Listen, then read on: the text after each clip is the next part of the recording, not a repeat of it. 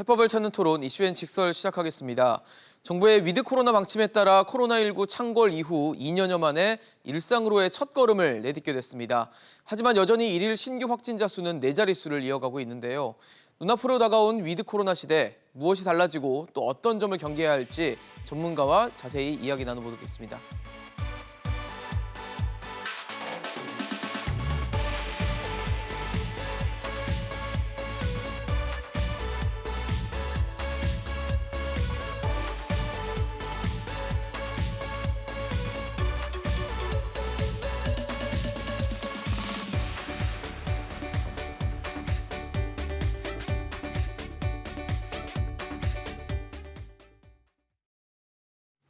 네, 오늘 함께해 주실 전문가 소개하겠습니다. 가톨릭대 의대 백순영 명예교수 나오셨습니다. 어서 오십시오. 네, 안녕하세요.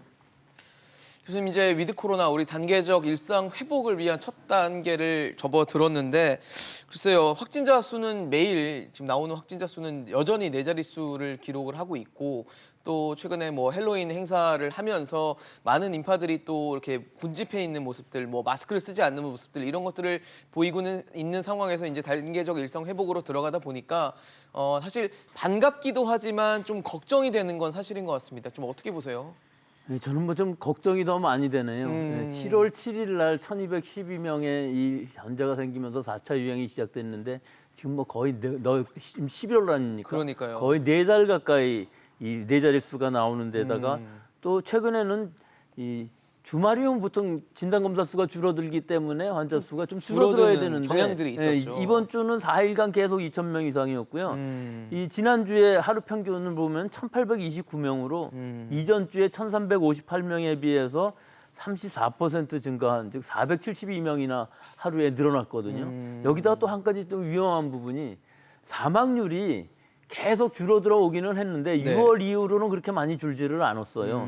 그런데 9월 달에 사망률을 보면 0.34%. 네. 이게 최근의 사망률 정도거든요. 예. 근데 10월 달에는 0.68%로 한 달간에 352명이 사망을 했습니다. 2배 정도가 된 거네요. 예, 2배 정도가 됐는데 네. 누적 사망률은 계속 떨어지고 있어서 0.78%라는 것은 지금 역대 최저 사망률이기는 해요. 예. 그런데 60대 이상, 뭐 50대 이상들이 접종을 완료하면서 이 사망자 수는 상당히 많이 줄어들었거든요. 네. 그런데 18세부터 49세 사이의 접종은 아무리 접종률이 올라가도 사실은 이 연령대는 사망률이 그다지 높지 않기 때문에 사망률을 줄이는 효과보다는 오히려 유행을 감소시키는 효과가 있어야 되는데 사실은 지금 유행이 감소되고 있지는 않습니다.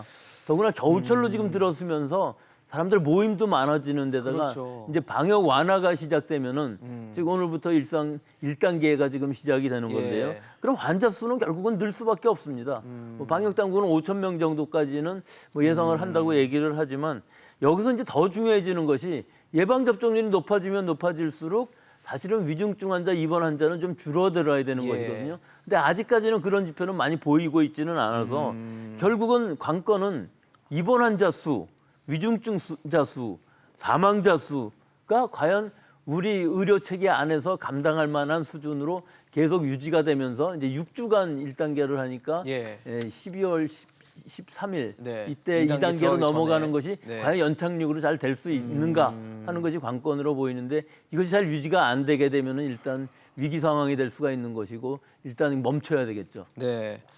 아, 참 뭐 교수님 말씀 들으니까 이제 어떻게 보면 확진자 수가 늘어나는 거는 조금 지켜봐야 되겠지만 말씀하신 대로 위중증 환자라든지 혹시 이제 사망자 수를 좀 줄일 수 있는 그런 단계로 좀 접어들었으면 하는 바람이 있는데 걱정은 계속 남아 있는 것 같습니다. 사실 최근에 뭐 신규 확진 상황들을 보면 집단 감염들이 좀 많이 일어나는 것 같고 그 속에서도 또 돌파 감염, 그러니까 백신을 맞은 분들이 감염이 되는 사례들이 좀 늘어나면서 돌파 감염에 대한 위험성에 대해서 어느 정도 경계를 해야 할지 혹은 부스터샷이라고 하는 이제 2회 접종 이상의 그 이상의 접종을 또 하는 그런 사례까지도 뭐 검토를 해야 되는 것이 아니면 유일한 해법으로 봐야 될지 어떻게 보십니까?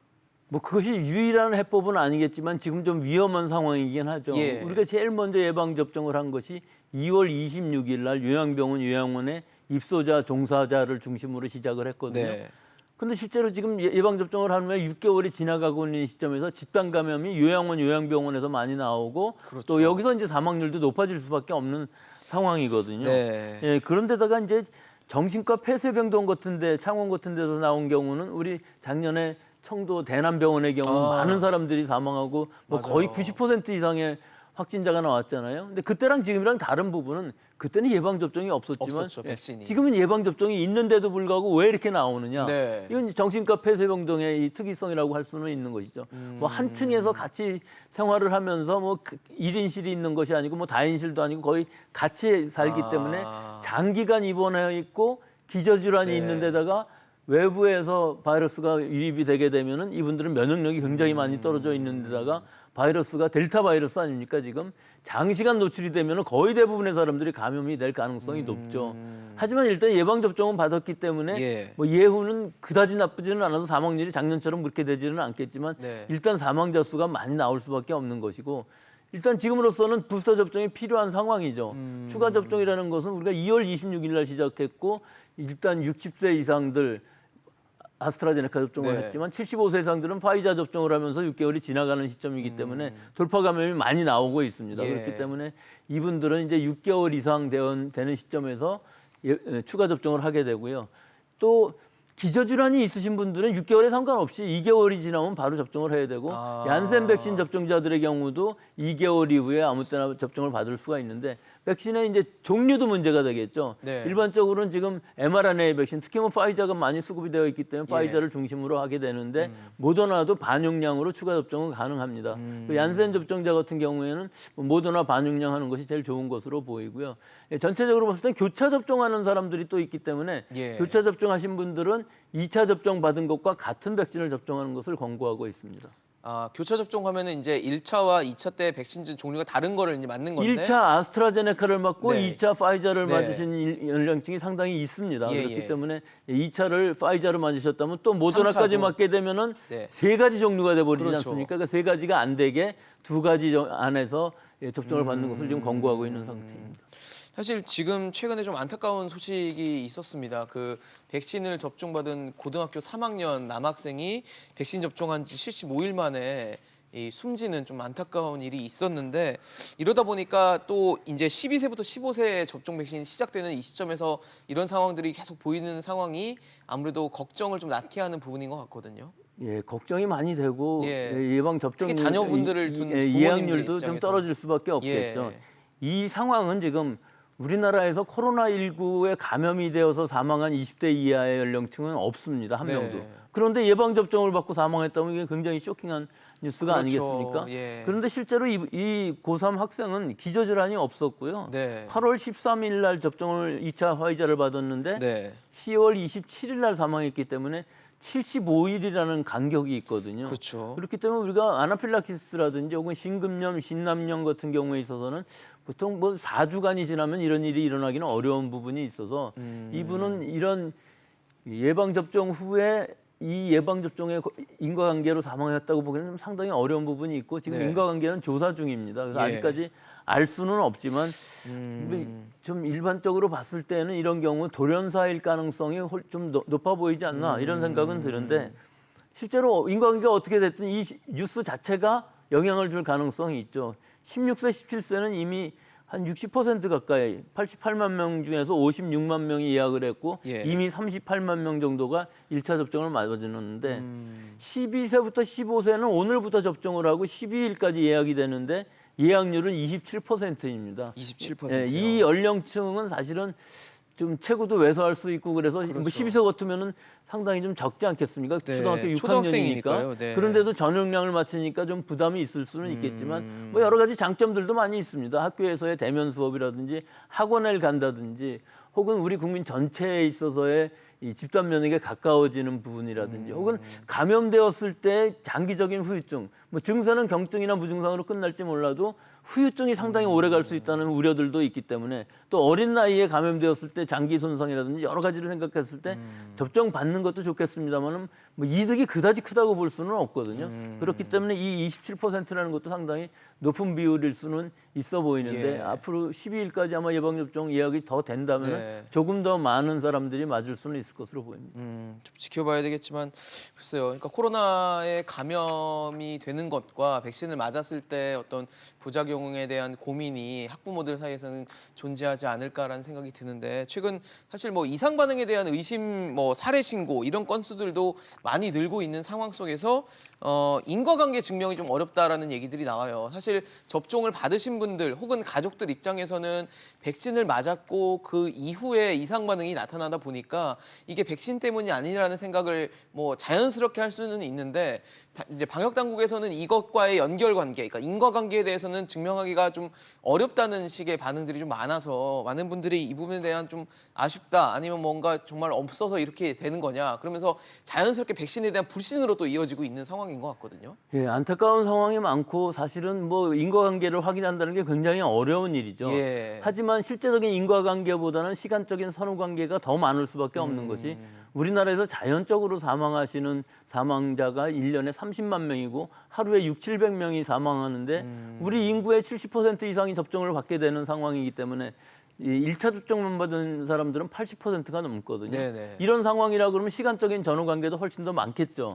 하지만 일단 접종을 받은 후에 여러 가지 경증 혹은 중증 부작용이 나타나는 경우 호소하게 되는데 인과관계를 확실하게 해서 사실은 피해 보상이라든지 치료비라든지 해주는 경우는 상당히 드물죠. 그러니까요. 그래서 정부 당국, 방역 당국에서 이 인과관계가 확실치 않더라도 확실하게 인과관계가 없다고 배제되지 않는 한 가능한 한 치료비를 한 1,000만 원까지 보조해 주겠다 하는 것이었는데 1,000만 원 사실 좀 너무 적지 않습니까? 네. 그래서 그것을 3,000만 원으로 늘리고 또 안전성위원회라는 거 백신 접종의 안전성위원회라는 걸 새로 만들어서 좀 예. 더 폭넓게 아마 피해 보상 또는 치료비를 보조해 줄 것으로 보이는데 아직까지도 우리 국민들 입장에서 보면 우리나라 사람들만이 해당되는 여러 가지 후유증도 있을 수가 있거든요. 네네. 얼마 전에까지 나왔던 것처럼 무슨 월경불순이라든지 하열이라든지 이건 뭐 전 세계적인 현상이기는 합니다만은 뭐 심지어는 탈모까지도 호소하시는 네, 분들이 그러니까요. 있는데 이것이 꼭 후유증이다. 백신에 인과관계가 있다고 보기가 어려운 이유가 뭐 코로나에 감염되면 훨씬 더 많은 사람들이 이런 일이 일어날 수가 있기 때문에 이 인과관계를 확인하는 것이 상당히 어렵고 사실은 환자의 입장에서는 이 인과관계를 밝히는 건 더 어렵습니다. 그러니까요. 그래서 저 방역 당국에서 좀 더 적극적으로 많은 피해 보상 치료비를 해주는 것이 우리 백신 접종률을 올리는 데도 크게 도움이 될 것이라고 봅니다. 사실 뭐 앞서 말씀을 주셨지만 단계적 일상 회복을 이제 시작을 하는 단계에서 봤을 때 백신을 맞은 분들과 백신을 맞지 않은 분들에 대해서 좀 다르게 적용되는 부분들이 있습니다. 뭐 실내 체육시설 이용할 때나 다중 이용시설 이용할 때 백신 미접종자들은 뭐 음성 확인서를 내야 된다거나 이것도 뭐 효력이 48시간, 그러니까 이틀 정도만 효력이 있다고 하니까 많은 분들이 좀 불편하다, 뭐 차별 아니냐 각종 얘기들이 나오는데 이건 좀 어떻게 봐야 될까요? 근데 사실은 불편하죠. 불편하죠. 네, 불편하면은 좀 예방 접종을 받으면 되겠는데 이건 아마 그렇게 많이 효과가 있어 보이지는 않고요. 그 불편하게 하는 부분은 사실은 그 미접종자들을 보호하는 의미도 분명히 있습니다. 그렇기 때문에 지금 방역이 완화되면 완화될수록 미접종자의 감염 가능성은 훨씬 더 높아질 수밖에 없거든요. 네. 바이러스에 대한 노출이 커지기 때문에.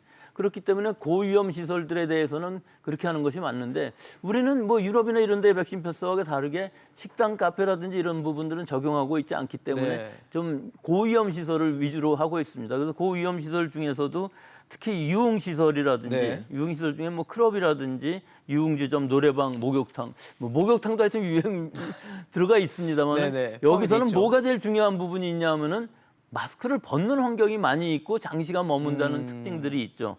또 하나가 이제 실내 체육 시설, 여기서는 이제 헬스장 네. 또는 실내 골프장 또는 탁구장, 당구장 같은 데가 있는데 네. 여기서 사실은 감염이 많이 나왔어요. 그전에 뭐 줌바 댄스라든지 이런 여러 가지 에어로빅이라든지 이런 데에서 환자 수가 많이 집단 발생이 일어났기 때문에 여기를 집어넣은 것으로 보이는데 사실은 좀 미접종자 입장에서 보면은 48시간마다 진단 검사를 확인서를 받고 네. 여기를 간다는 게 무리죠. 가지 그렇죠. 말라는 얘기랑 거의 비슷한 얘기인데 사실은 헬스장 같은 데서 뭐 건강을 위해서 가서 운동을 하는 것인데 마스크는 항상 쓰고 있을 수가 있고 거리 두기도 다 할 수가 있거든요.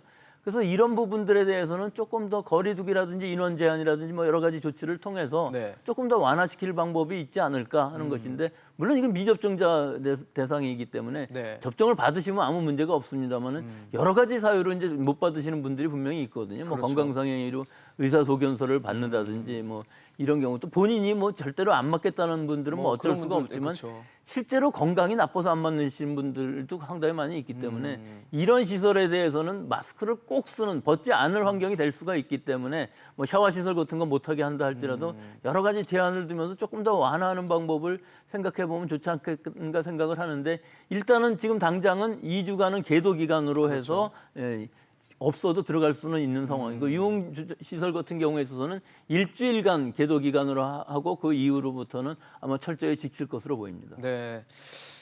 참 이제 새로운 어떤 단계와 시대를 맞이하는 초입에 있기 때문에 많은 분들이 뭐 기대도 하고 걱정도 합니다. 아까 교수님이 초입에 맨 처음에 저희 서두에 말씀하셨던 것처럼 걱정이 좀 많다라고 말씀을 주셨는데 글쎄요, 단기적 일상 회복이 시작되고 이렇게 계절적 요인이 겹치고 각종 상황들이 중복이 되면서 또다시 뭐 5차 유행 혹은 지금의 4차 유행이 더 장기화되는 것에 대한 걱정을 하는 분들이 계세요. 저희 시청자 여러분들께도 좀 어떻게 해줬으면 좋겠다, 좀 이렇게 지켜주셨으면 더 도움이 되겠다, 우리 건강에 우리 방역에 더 도움이 될 것이다라는 얘기를 좀 해주시면 좋을 것 같습니다. 우리가 지금 3차 유행까지는 사실은 규모도 그다지 크지는 않았고 기간도 예. 상당히 짧은 편이었습니다. 근데 이 4차 유행은 지금 넉 달간, 지금 지난 여름부터 시작을 해갖고 겨울이 다 지나가는 시기까지 이게 언제 떨어질 수 있을지 아마 거의 보이지가 않기 때문에 5차 유행이라 그러면 피크가 일단 떨어졌다가 다시 올라가야 되는데 피크가 그대로 간다고 그러면은 4차 유행이 연속될 수밖에 없겠죠. 그렇죠.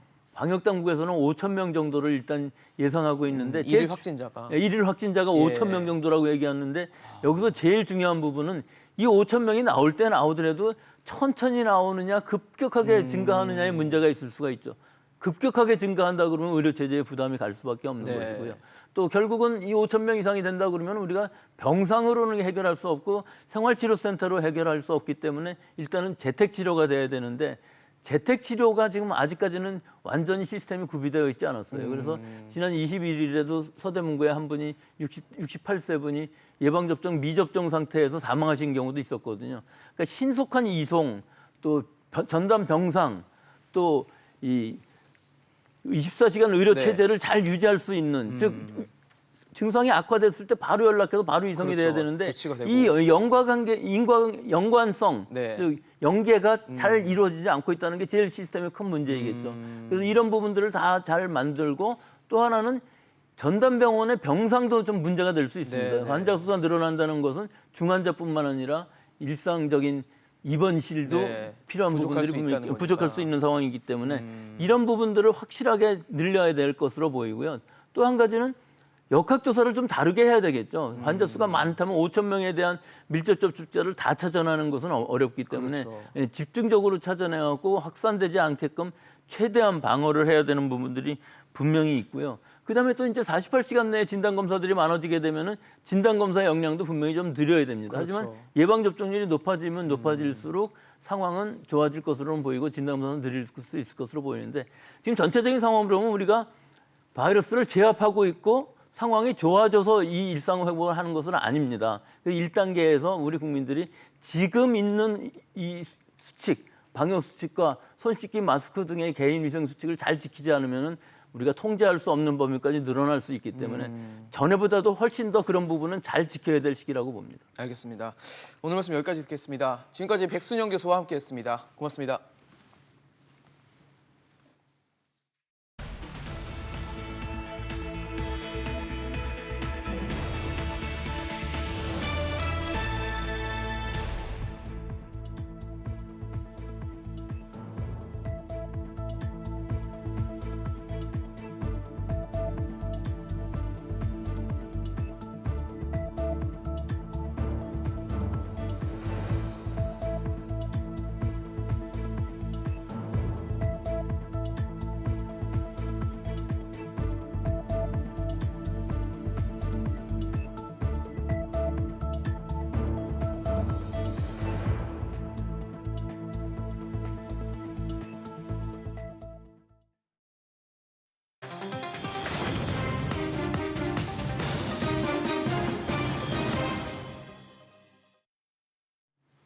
네, 내년 3월 9일 대통령 선거까지 약 4개월이 남은 가운데 여야는 본격적으로 대선 체제 돌입을 앞두고 있습니다. 그만큼 신경전도 치열해지고 있는데요.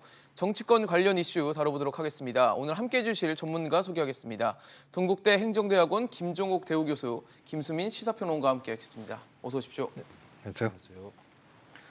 네, 더불어민주당 이재명 대선 후보가 선대위를 출범합니다. 그동안 민주당 내에서 경선을 통해서 굉장히 치열하게 경쟁을 해왔던 이제 의원들, 구성원들이 함께 이제 좀 하면서 대규모 선대위가 될 것이다라는 전망들이 나오고 있는데요. 글쎄요, 지금 일단은 이재명 후보는 선대위를 좀 크게 가져가면서 뭔가 원팀에 대한 이미지를 좀 보여주려고 하는 것 같은데 좀 어떻게 봐야 됩니까? 말씀하신 것처럼 경선 불복이라고 하는 좀 내용을 겪었던 측면들이 분명히 있고요.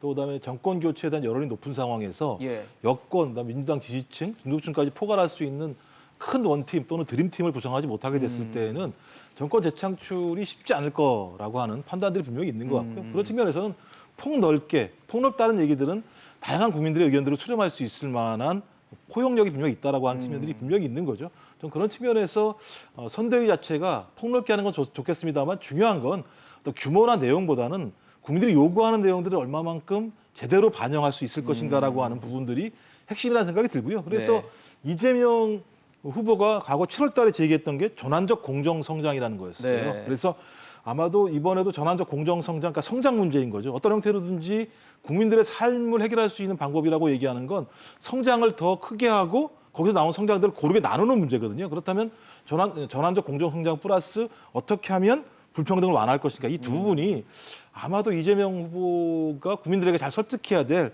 핵심적인 내용이라는 생각이 들어서 아마 그런 측면에서 이번에도 어떤 형태든지 공약은 아닙니다만은 소위 자영업자들에 대한 문제 제기를 제기한 것 같아요. 왜냐하면 자영업자들이 우리나라 그 전체 취업자 중에서 20.1%를 차지하는데 약 한 550만 명 정도거든요. 이분들 같은 경우는 특히 코로나19 한 2년 동안 엄청난 고통을 당하신 분들이고 맞아요. 또 그렇다고 또 국가가 엄청나게 또 보상을 해준 것도 아닌 상황이기 때문에 다음 정부는 이분들에 대해서 어떤 대책을 세울 것인가. 전 국민이 고통받은 건 사실입니다만 가장 집중적으로 타격을 받은 자영업자들 문제를 갖다가 처음으로 제기한 측면들이 분명히 있는 거죠. 좀 그런 측면에서 코로나19로 고통받은 국민과 가장 핵심적으로 고통받은 사람들에게 어떻게 국가가 무엇을 해줄 수 있을 것인가에 대해서 아마 민주당 선대위는 충분하게 잘 설명을 해야 될 거라고 저는 생각을 합니다. 네. 사실 지금 김종욱 교수님 이제 자영업자 얘기도 해주시고 국민들의 요구에 좀 화답하고 응답할 수 있는 그런 부분에 대한 고민이 필요하다라는 지적을 해주셨는데 사실 이재명 대선 후보가 이제 경선을 통해서 대선 후보가 되고 나온 이후에 음식점 허가 총량제를 얘기를 꺼내면서 좀 논란이 됐습니다. 그러면서 앞서 말씀하신 자영업자에 대한 어떤 고민을 하고 있는 것인가에 대한 근본적인 좀 의문에 대한 또 제기를 하는 시선들도 있고 대장도 의혹도 가고 있고 이러다 보니까 첫 번째 대표적으로 딱 내놓을 수 있는 대표 공약 어떤 게 될지에 대한 좀 관심이 쏠리고 있는 것 같거든요.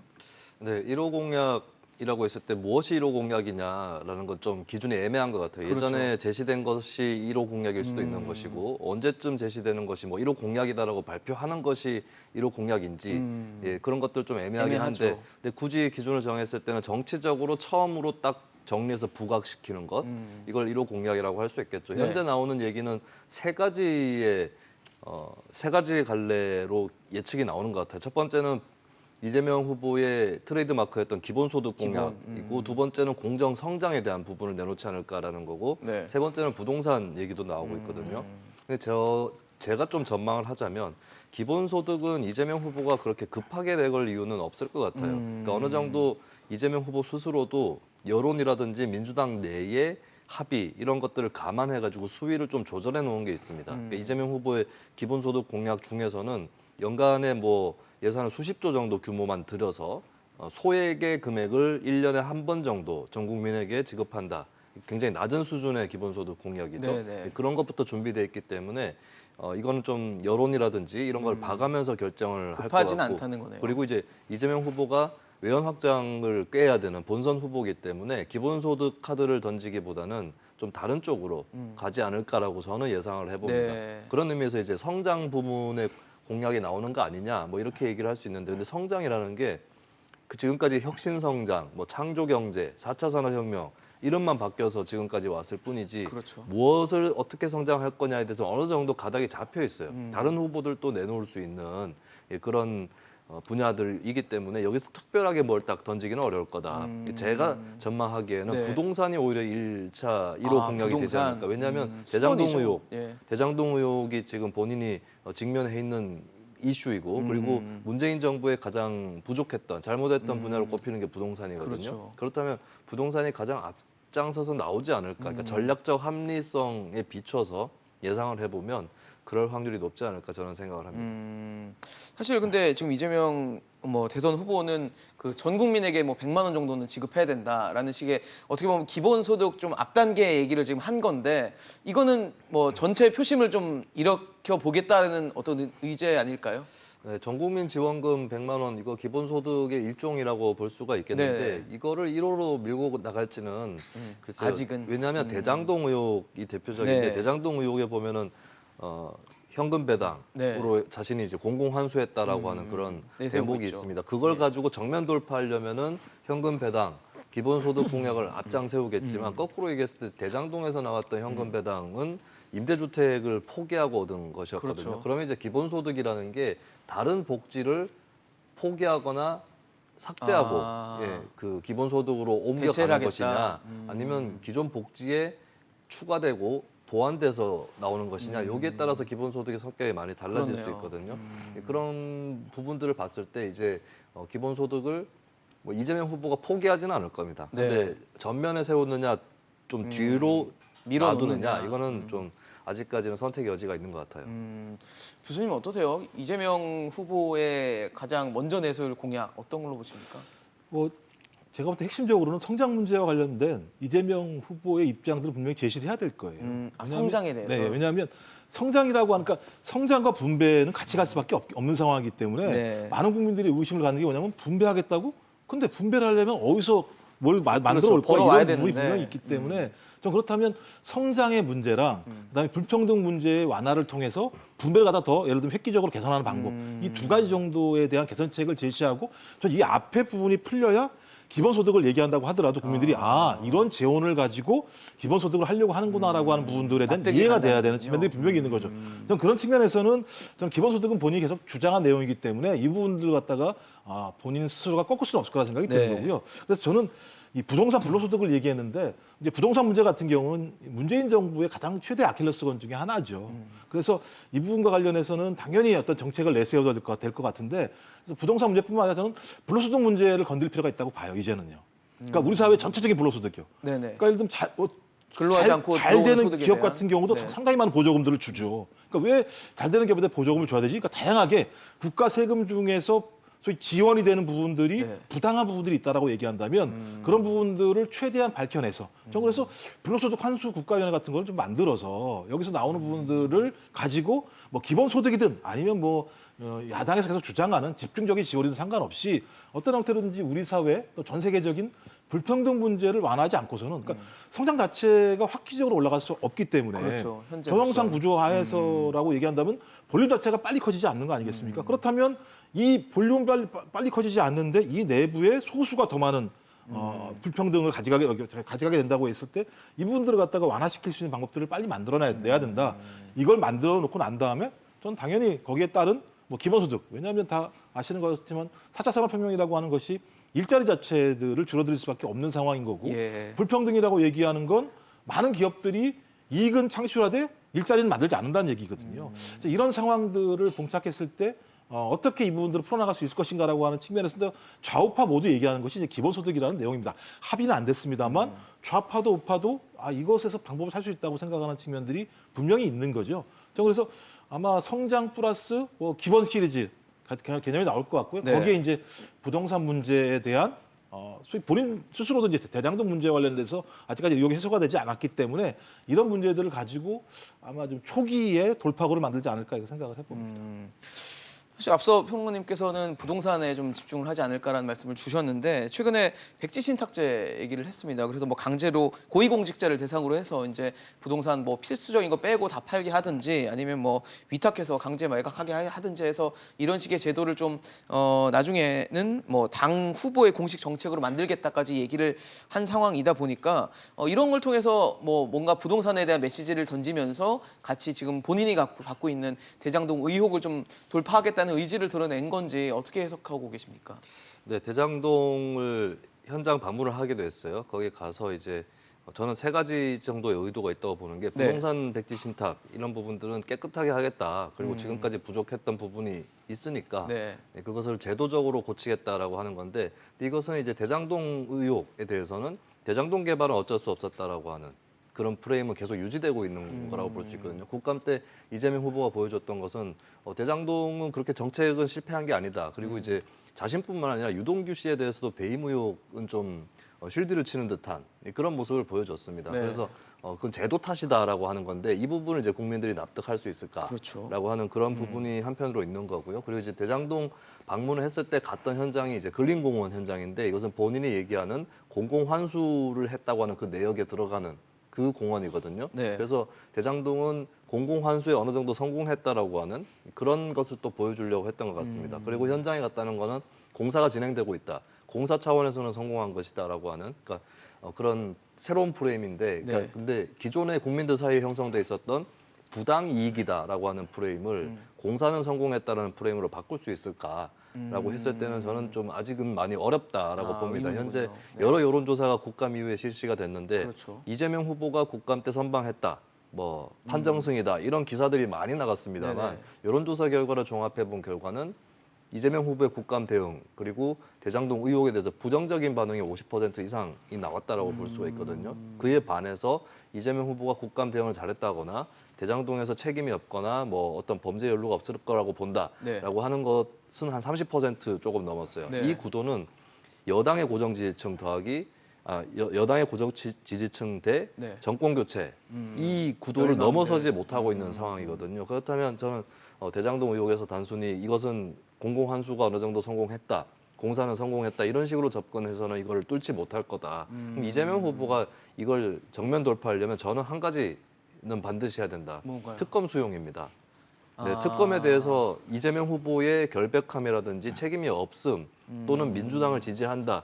여기에 해당하는 사람들 일부조차도 특검을 가야 된다라고 얘기를 하는 것이고 이재명 후보가 진짜로 얘기했던 본인의 결백 이런 것들이 네. 맞다면 더더욱이나 진상규명을 철저하게 하기 위해서는 특검이 불가피한 거 아니냐 이 얘기 나오고 있거든요. 네. 그렇다면 이재명 후보가 대장동 의혹을 정면 돌파하는 것으로 특검 수용만한 방법이 있을까 그런 생각을 하게 됩니다. 근데 사실 이재명 후보는 특검에 대해서는 좀 부정적인 입장을 계속 밝히고 있거든요. 뭐 그럴 수는 있지만 효과는 별로 없을 것이다라는 식의 발언을 계속 쏟아내고 있어서 말씀하신 대로 특검을 수용할까에 대해서는 사실 좀 의문이 듭니다.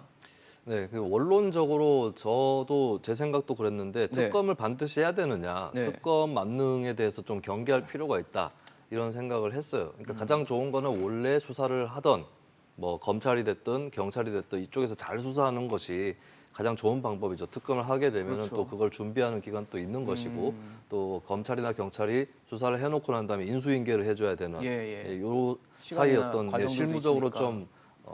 좀 더 까다로운 그런 과정이 생길 수 있습니다. 근데 예.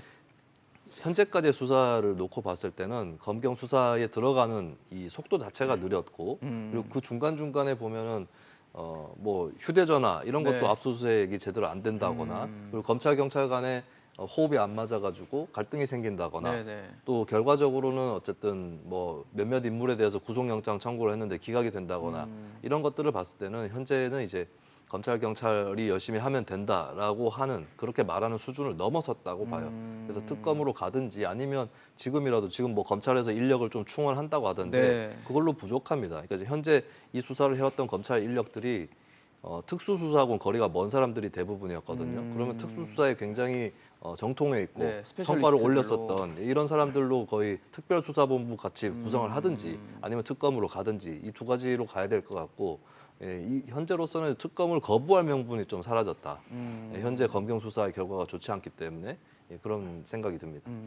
사실 지금 검찰에서 수사팀 발족한 지가 9월 29일이었으니까 한 달이 넘었는데 뭐 이렇다 할 성적표를 내지는 못하고 있고 중간중간에 뭐 아까 휴대전화 얘기도 하시고 뭐 경찰과의 얘기도 하시고 하신 거 보면 국민들이 검찰에 대한 어떤 신뢰를 좀 잃어버리는 깎아먹는 요인들이 되게 많아서 지금 검찰이 제대로 하고 있나에 대한 의문이 들면서 또 특검 얘기가 나오는 것 같거든요. 그러니까 이제 기본적으로 이제 두 가지이겠죠. 말씀하신 것처럼 이렇다 할 증거가 나오지 않는 이유가 뭘까와 관련해서 실제로 검찰이 어떤 의도를 가지고 제대로 수사를 안 하는 건지 아니면 실제로 그럴 만한 증거가 안 나오는 건지 이거 두 개 좀 놔두고 봐야 될 것 같아요. 말씀하신 것처럼 지금 뭐냐면 이렇다 할 그러니까 지금 의혹이라고 막 얘기하고 있습니다만 이걸 입증할 만한 자료는 나오지 않고 있는 상황이죠, 실제적으로. 하지만 국민 여론 같은 경우는 뭔가 있을 것 같다는 여론 자체는 줄지 않고 있는 상황입니다.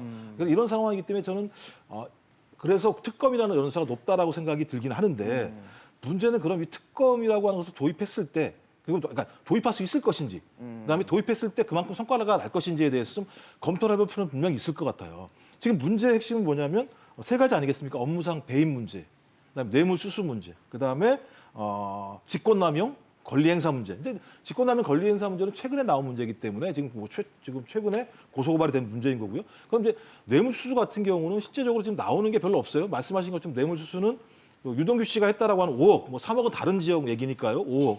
그다음에 곽상도 의원 아들이 받았다고는 50억. 그다음에 지금 의혹으로만 나오고 있는 50억 클럽. 이 세 가지 문제에 대해서 이렇다 할 지금 아직까지 증거들은 나오지 않는 상황이다. 그럼 여기에 이제 플러스해서 이재명 후보가 수수했을 거냐라고 하는 논의까지 가려면 제가 볼 때는 한참 먼 문제이기 때문에 이걸 뺀다고 하면 특검이 할 수 있는 건 업무상 배임 문제라는 생각이 드는 거거든요. 네. 근데 업무상 배임이라고 얘기하는 건 두 가지가 가능해야 되는데 하나가 뭐냐면 고의성이 있었느냐 문제랑 또 하나의 문제 같은 경우는 왜 비율로 할 수 있는 것 갖다가 확정 금액으로 바꿨느냐라고 하는 이 두 가지 문제란 말이에요.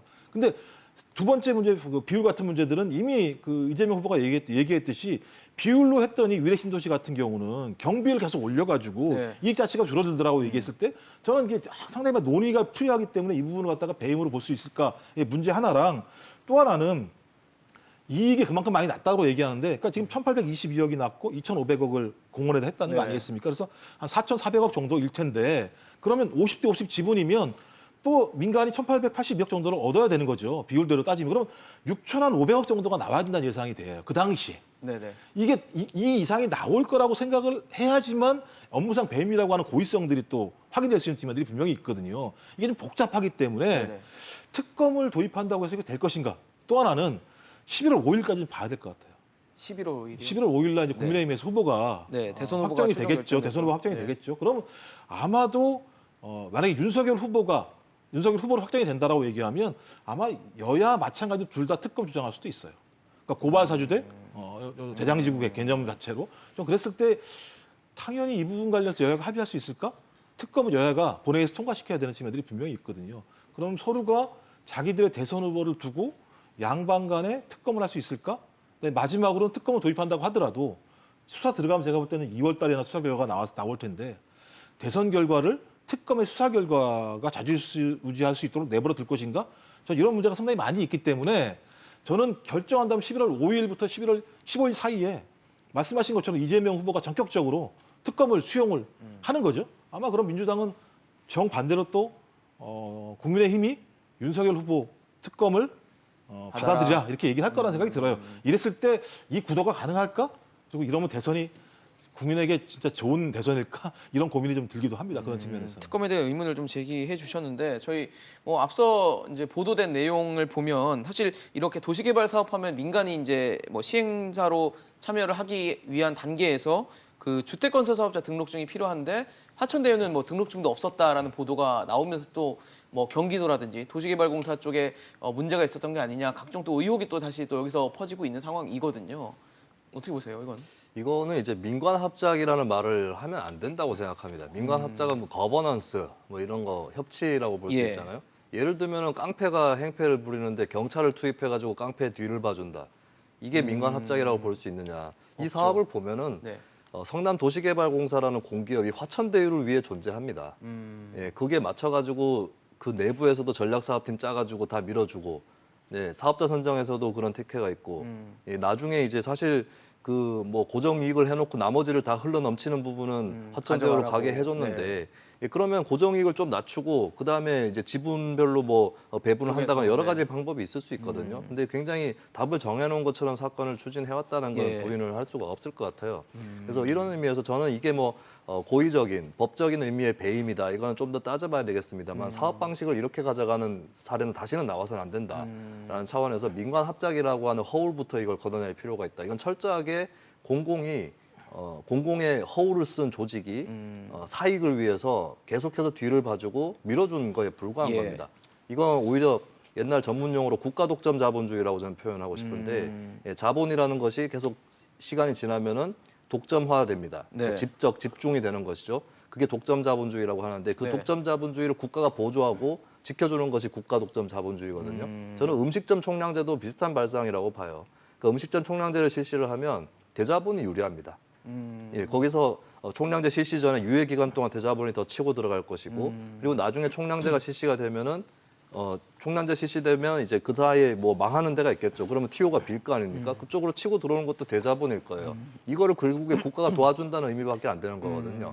그런 의미에서는 이제 여기에 뭐 민간 개발, 그러니까 민간으로만 하면 공공성이 부족하니까 관이 들어가서 공공성을 채워줬다. 이 프레임이 아니라 네네. 민간의 사익 추구를 공공이 도와줬다라고 하는 예, 이 문제로 바라본다면 이 사업의 문제가 분명하게 드러난다라고 생각합니다. 참 뭐 아직도 밝혀질 부분이 많고 의혹이 계속 많은 상황입니다. 민주당에서도 고민이 좀 깊을 것 같은데 저희가 지금 국민의힘 상황도 좀 짚어보겠습니다. 앞서 말씀을 주셨지만 이제 5일이면 대선 후보를 최종적으로 결정해야 되는 시점이 됩니다. 그동안 이제 책임당원에 대한 뭐 모바일 투표 또 ARS 투표 전국민 여론조사를 진행할 텐데 교수님 누가 최종 후보, 국민의힘 최종 후보가 될 거라고 보십니까? 11월 5일까지는 점성술사한테 물어봐야 될 것 같고요. 11월 5일 날 아마 뭐 국민의힘 지지층 또는 국민들이 판단을 할 거라는 생각이 드는. 네. 근데 지금까지 상황을 보게 되면 경선둘 같은 경우는 윤석열 후보에게 유리한 것 같아요. 그걸 자체는요? 왜냐하면 이제 1차 20%, 그다음에 2차 30%, 이번에 50%이기 때문에 당원 비율 자체가요. 네네. 당원 비율이 계속 늘고 있는데 경향적으로 보면 홍준표 후보는 일반 여론조사에서는 좀 지지가 좀 높게 나오는 민심 거고, 쪽에서는. 그다음에 이제 그걸 민심이라고 보는지 제가 봐야 될지 잘 모르겠습니다만 네네. 일반 여론조사는 그런 거고, 그다음에 당원 또는 국민의힘 지지층 같은 경우는 윤석열 후보가 더 높게 나오는데 비율을, 그러니까 그 단순 비율만 따지고 보게 되면 지금으로 나오는 거에 의하면 윤석열 후보가 유리한 국면으로 가는 상황들은 맞는 것 같아요. 그러니까 일반 여론조사의 그 지지율 차이의 폭과 국민의힘 지지율 차이의 폭 자체가 네. 국민의힘 지지층에서 윤석열 후보가 더 높기 때문에 이걸 단순하게 그냥 대입한다고 네네, 얘기하면 단순 계산으로 봤을 그냥 때. 그래서 지금 상황에서는 윤석열 후보가 훨씬 상황은 유리하다라는 생각이 들긴 하는데 이제 문제는 뭐냐면 이게 이대로 갈 것인가?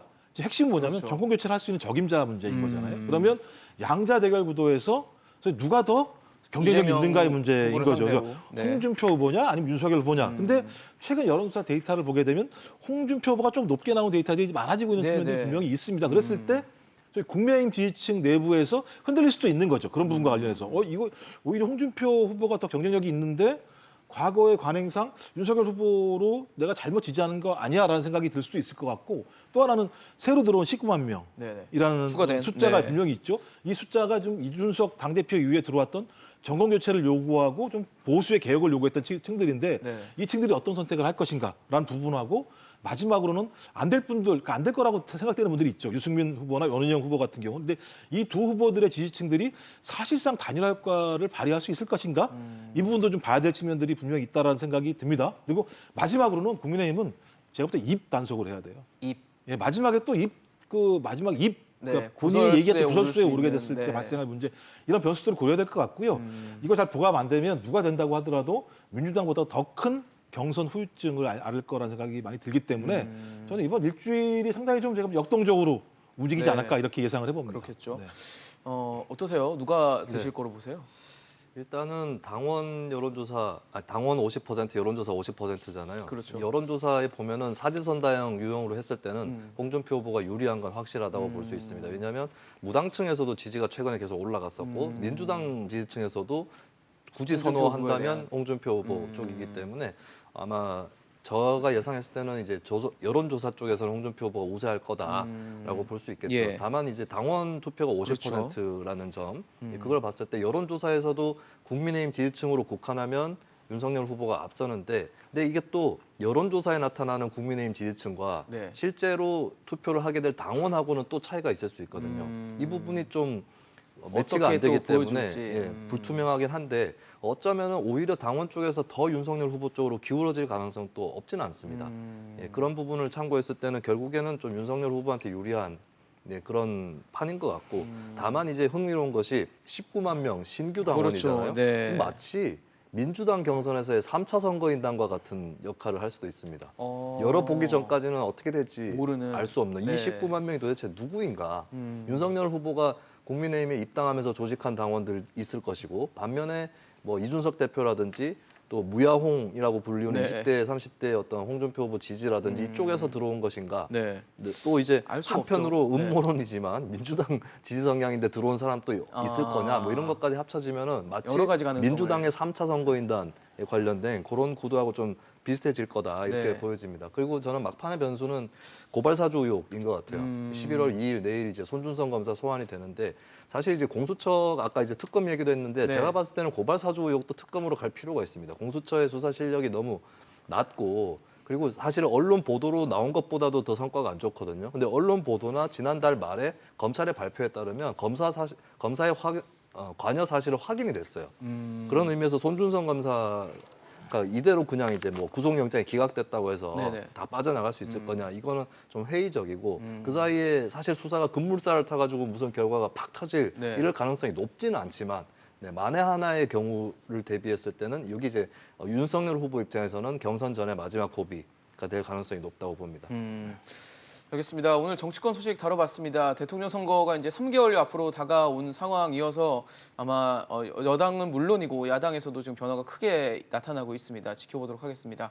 오늘 김종욱 교수, 김수민 평론가와 함께했습니다. 이슈앤직설 오늘 준비한 소식은 여기까지입니다. 지금까지 시청해주신 여러분 고맙습니다.